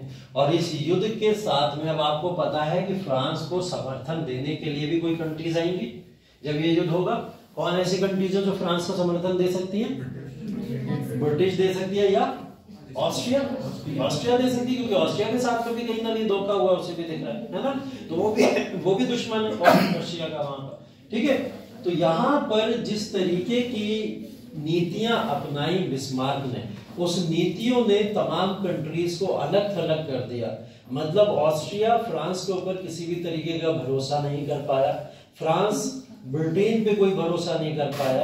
इन सबको आपस में यही लगता रहा कि अगर ये युद्ध में हमारे साइड खड़े तो हो सकते हैं, लेकिन इंटरनल सपोर्ट सब पर्शिया को करेंगे, सब यही लगता रहा फ्रांस को। ठीक है, तो एक गलत फहमी कहीं ना कहीं आके बैठ गई थी नेपोलियन थर्ड के माइंड के अंदर कि ये जितने भी लोग हैं सारे के सारे समर्थक किसके? पर्शिया के। तो ये वॉर बेसिकली ये अकेले ही लड़ते हैं, और अकेले लड़ने के बाद में 1870 में बिस्मार्क के नेतृत्व में पर्शिया की जो सेना है वो इनके ऊपर इतनी ज्यादा हावी हो जाती है कि ये पूरा का पूरा फ्रांस के लिए युद्ध उसका अंतिम युद्ध बन जाता है।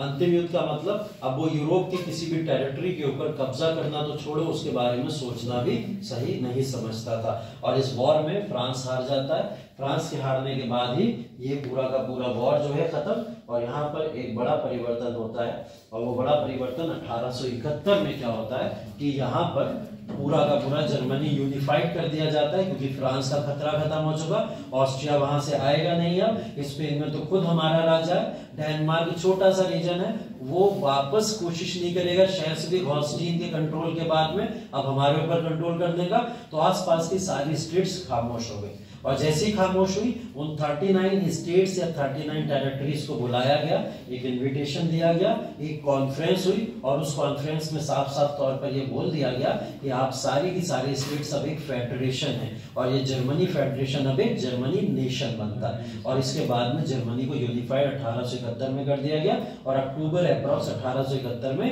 संविधान को अपना लिया जाता है जर्मनी की, जिसको बिस्मार्क ओपनली तौर पर पूरी तरीके से यहाँ पर एक्सेप्ट करता है और जर्मन को एक इंडिपेंडेंट नेशन बना दिया जाता है। ठीक है, ये पूरा का पूरा जर्मनी का यूनिफिकेशन है जिसके अंदर ये सारी की सारी कहानी आप लोग देखते हैं। ठीक है, रोल ऑफ बिस्मार्क बहुत इंपॉर्टेंट है। लास्ट में जो यूनिफिकेशन हुआ जर्मनी का, उसके अंदर सबसे बड़ा रोल विलियम प्रथम का था, क्योंकि विलियम प्रथम पर्शिया के राजा हैं। अगर विलियम प्रथम ना चाहते तो कभी भी जर्मन एक इंडिपेंडेंट नेशन नहीं बनता। ठीक है, तो बिस्मार्क जो पर्शिया का रहने वाला है वो जर्मनी के अंदर जाके जर्मन को यूनिफाइड करता है। ये एक बहुत बड़ा एग्जाम्पल है किसी भी देश के लिए जिससे बहुत सारे लोग इंस्पायर हुए।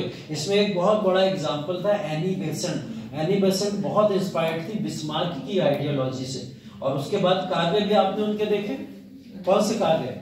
जब उन्होंने भारत के अंदर आके भारत की आजादी के लिए डिमांड करना शुरू कर दी तो उन्हें भी ये चीज फील हुई कहीं ना कहीं, थियोसॉफिकल सोसाइटी को ज्वाइन करना या भारत की आजादी की बात करना। ये क्यों हुआ? क्योंकि बिस्मार्क की आइडियोलॉजी आप देख रहे हैं, पर्शिया का राजा या पर्शिया के राजा का समर्थक होते हुए इसने जर्मनी जैसे पूरे के पूरे रीजन को इंडिपेंडेंट कराया था। ठीक है, बिस्मार्क की आइडियोलॉजी बहुत इंपॉर्टेंट, ऑप्शनल के लिए भी है। पूरे एकीकरण में अगर मैंने पूरा नाम लिया तो सिर्फ बिस्मार्क का लिया है। 1848 से 71 तक लगातार बिस्मार्क संघर्ष करता रहा पूरे के पूरे जर्मनी को यूनिफाइड करने के लिए। ठीक है, आज के इंटरव्यू में हो सकता है बिस्मार्क आ जाए। जिसका ऑप्शनल है, जिसका ऑप्शनल है। हाँ,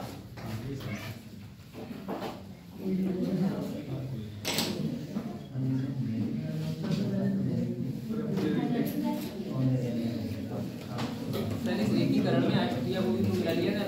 हाँ, बाद में ऑस्ट्रिया को मिला लिया गया था, वो भी बता दे रहा हूँ। कहीं से पहले मिलाया गया था।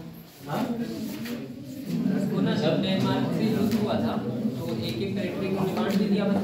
हाँ, तो उसको पता नहीं चला उसकी कमजोरियां ऑस्ट्रिया की। हाँ, तो उसने ऑस्ट्रिया को करा के उस पर कब्जा तो कर लिया, लेकिन वहाँ के जो लोग थे उनके दिलों पे कब्जा नहीं कर पाया, वो लोग स्वीकार नहीं कर पाए।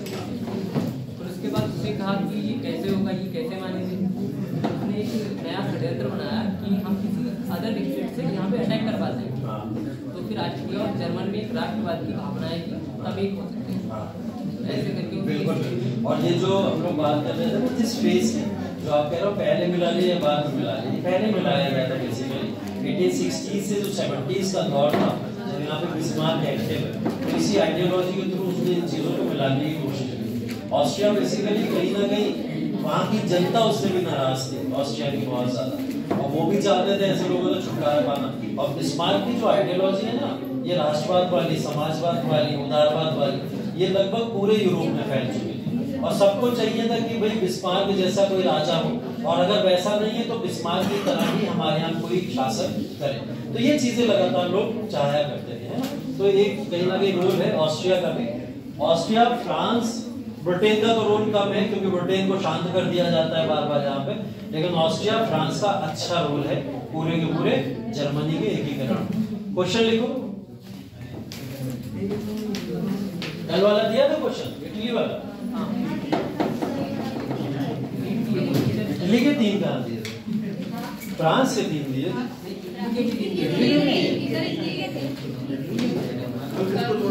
इटली को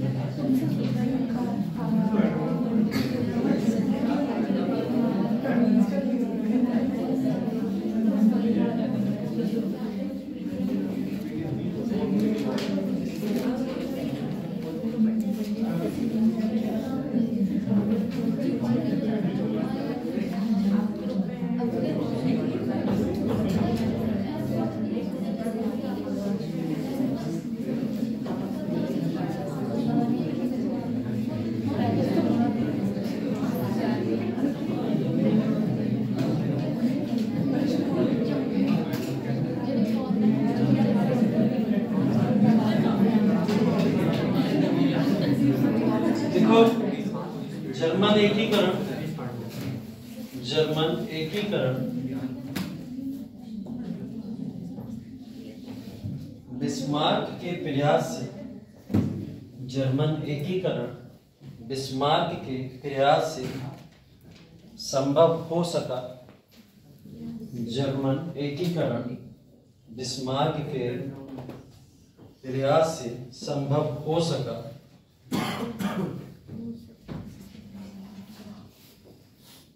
उसका मुख्य लक्ष्य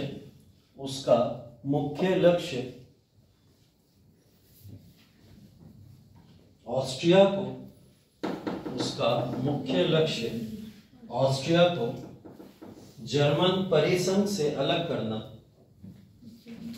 जर्मन परिसंघ से अलग करना तथा ऑस्ट्रिया को कमजोर करना था, जिससे वह एकीकरण में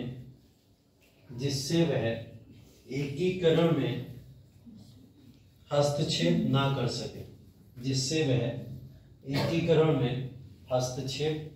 कर सके, टिप्पणी करें। अभी तो क्वेश्चन ही चलते, टिप्पणी करें। प्रीवियस ईयर क्वेश्चन देखते नहीं हो लग रहा तुम लोग, पता चल जाता तुमको क्वेश्चन कितने लेंथी आते हैं।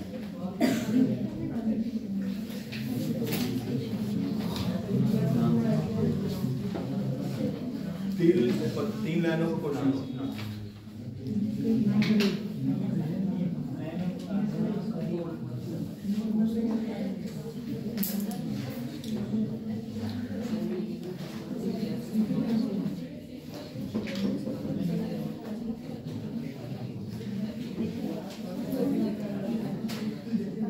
नेक्स्ट क्वेश्चन लिखो।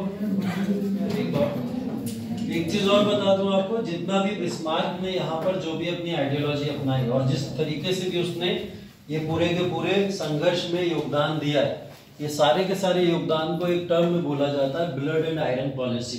ठीक है, रक्त एवं लौह की नीति जो बिस्मार्क ने अपनाई थी ऑस्ट्रिया के अगेंस्ट में या फ्रांस के अगेंस्ट में जर्मन पावर को एकत्रित करने के लिए, इस पूरी नीति को ही क्या कहा जाता है, रक्त एवं लौह की नीति। ऐसी नीति भारत में भी किसी ने अपनाई थी, ठीक है। हाँ, तो ये बेसिकली नीति को इन्वेंट करने वाला जो था वो भारत के अंदर बलबन को बोला जाता है, और यहाँ पे हम लोग बिस्मार्क को देख रहे हैं। क्वेश्चन लिखिए, जर्मनी की समस्या का समाधान, जर्मनी की समस्या का समाधान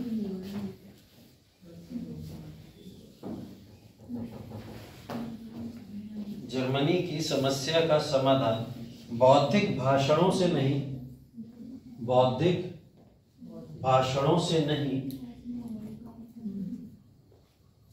कॉमा आदर्शवाद से नहीं, कॉमा आदर्शवाद से नहीं, कॉमा बहुमत के निर्णय से नहीं, कॉमा बहुमत के निर्णय से नहीं, कॉमा वरन बिस्मार्क के नेतृत्व में, बिस्मार्क के नेतृत्व में रक्त और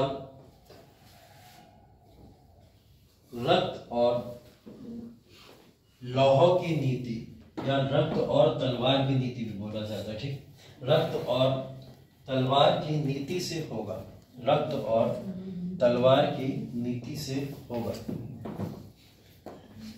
टिप्पणी करें, टिप्पणी करें। ठीक है, ये भी 150 वर्ड्स है और पुराना वाला भी 150 वर्ड्स है। ये दोनों क्वेश्चन आपको 150 शब्दों के अंदर लिखने रहेंगे।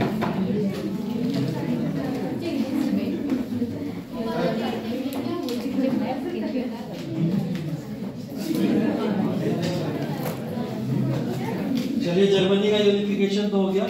इसके बाद के जो टॉपिक्स हैं उन टॉपिक्स के अंदर बेसिकली ये चाहे इटली का यूनिफिकेशन हो चाहे जर्मनी का यूनिफिकेशन हो, ये सब स्टेट्स बनने के बाद में जब इकोनॉमिक राइट्स अलग अलग लोगों के हाथों में आना शुरू हो गए, इन इकोनॉमिक राइट्स ने एक नए ड्रामे को जन्म दिया था जिसके अंदर कई सारी कंट्रीज इकोनॉमिक राइट्स के लिए एक दूसरे के अगेंस्ट में खड़ी हो जाती थी और इसी ने क्रिएट किया वर्ल्ड वॉर। ठीक है, आगे चल के वर्ल्ड वॉर क्रिएट होने की ही वजह कहीं ना कहीं यही सब है। तो जो विश्व युद्ध क्रिएट हुए उन विश्व युद्ध के बारे में पढ़ना है, वर्ल्ड वॉर 1 और उसके बाद में कोल्ड वॉर्स पढ़ेंगे सारे और फिर बाद में वर्ल्ड वॉर 2 पढ़ना है। ठीक है, आइडियोलॉजी बहुत सारी है, मैं पहले इसलिए आइडियोलॉजी नहीं बता रहा हूँ सबकी अभी आपको, क्योंकि सारे के सारे कॉन्सेप्ट पढ़ने के बाद में सबकी आइडियोलॉजी पढ़ोगे तो आसानी से समझ आएगा। ठीक है, चाहे वो फासीवाद हो चाहे नाजीवाद हो, चाहे वो किसी भी तरीके की बिस्मार्क की आइडियोलॉजी हो, हिटलर की आइडियोलॉजी हो, उस सब के बारे में लास्ट में हम लोग एक चैप्टर पढ़ेंगे जहां इन सब की चर्चाएं करेंगे। ठीक है, तो तब इसके बारे में हम लोग डिटेल में पढ़ लेंगे। ठीक है, अभी क्या होने जा रहा है पता है आप सबको? कौन कौन है हाथ उठाओ, इंटरव्यू वाले उठाओ उठाओ उठाओ, खड़े हो जाओ, खड़े हो जाओ, खड़े खड़े हो जाओ। 1 2 3 4 5 6 7 8 एक का एक कौन गायब? अच्छा पल्लवी है बाहर, ठीक है, एक और गायब है कोई नहीं सर, पूरे सर सबसे खड़ी है। टैग प्लस 1 था ना, मुझे याद है सर है तो नॉन पूरे सर 9 है पूरे। बोला है जावेद, अरे प्रेजेंट बोल दो। हाँ हाँ हाँ, बोला जावेद, प्रीति, आलोक, शिवांशी, पल्लवी,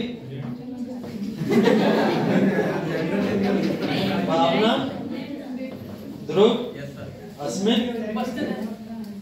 शिवांगी, सब तो है।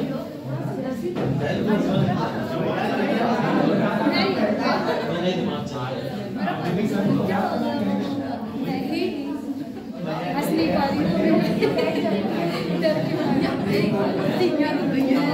देखिए अब बेसिकली होना क्या है, एक बता देता हूँ आप लोग को कि प्रक्रिया होगी किस तरीके से।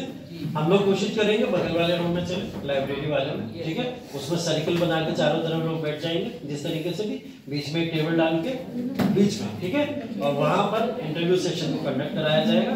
एक तरफ आप लोग रहेंगे, एक तरफ हम लोग रहेंगे, ठीक है, और उसके बाद में इंटरव्यू सेशन। कुछ बेसिक प्रिंसिपल्स बता दे रहा हूँ, जो लोग इंटरव्यू तैयार करके आए हो बहुत अच्छी बात है, वो लोग तो सुनोगे सब एक दूसरे के इंटरव्यू सुनने के बाद में फिर अपने आंसर्स भी तैयार करते रहना रैंडम, ठीक है, तुरंत के तुरंत, कि अगर हमसे ऐसा पूछा जाए तो हम किस तरीके से आंसर देंगे। जो लोग अगर नहीं दे रहे हो इंटरव्यू आज, उनको मंडे ट्यूसडे वेडनेसडे आगे पूरे वीक चलेगा, उसमें देना ही देना है, ठीक है। तो जो लोग नहीं दे रहे हो वो लोग भी पेन और कॉपी लेके जरूर बैठना, ठीक है, जिससे आप लोग उन क्वेश्चंस को भी लिख सको और उन आंसर्स को भी मेंशन कर सको एटलीस्ट, कि हमें अपने आंसर्स को प्रिपेयर कैसे करना है, कि हम जब इंटरव्यू देंगे तो कैसे प्रिपेयर होंगे, ठीक है। तो ये सब चीजें आप लोग अपनी तरफ से तैयार करते रहिएगा। उसके बाद में भी अगर कोई प्रॉब्लम आएगी, कोई समस्या आएगी, तब तो नो डाउट हम लोग पूरे वीक आप लोग को समझा ही रहे, तो उसके लिए कोई टेंशन वाली बात नहीं है। तीसरी चीज सबसे इंपॉर्टेंट, आप लोग कुछ भी तैयार करके आए हो, चाहे आप फैक्चुअल चीजें तैयार करके आओ, पर्सनैलिटी के बेसिस पे तैयार करके आओ, कुछ भी तैयार किया हो, मैटर नहीं करता। बेसिक जो मैटर करता है वो आपकी पर्सनैलिटी और कॉन्फिडेंस करता है, कि जब आप इंटरव्यू पैनल में आके बैठोगे वहां पैनल के सामने, तो आप अपनी पर्सनैलिटी को किस तरीके से और कॉन्फिडेंस को किस तरीके से शो करोगे। तो पूरा का पूरा कॉन्फिडेंस का एग्जाम है ये आपका, तो आपको कॉन्फिडेंस के बेसिस पे अपने आप को जज करना है, खुद को भी, और हम लोग भी उसी बेसिस पे जज करेंगे। अगर आप कोई गलत आंसर दे रहे हो तो उस पे रोकना हम लोग की जिम्मेदारी होगी, हम वहां रोक भी सकते हैं और बेइज्जती भी कर सकते हैं, ठीक है, बता देने पहले से, थोड़ा डरो जिससे तुम लोग। और अगर आपको नहीं पता है, गलत देने से अच्छा है कि सॉरी बोल के शांत रहो, ठीक है, कोई ऐसी एक्टिविटी, ठीक है। हॉबीज बहुत सोच के बोलिएगा, जो भी हॉबीज बोले बहुत सोच के बोलिएगा, क्योंकि उस पे काउंटर्स होंगे, ठीक है। तो जो काउंटर्स होंगे वो आपको संभालने आने चाहिए, ध्यान रखिएगा, ठीक है। तो ये सब चीजें हैं। 5 मिनट या 6 मिनट का गैप ले लो, ठीक है। जिसको जो तैयार करना है तैयार कर लो, उसके बाद फिर शुरू करो।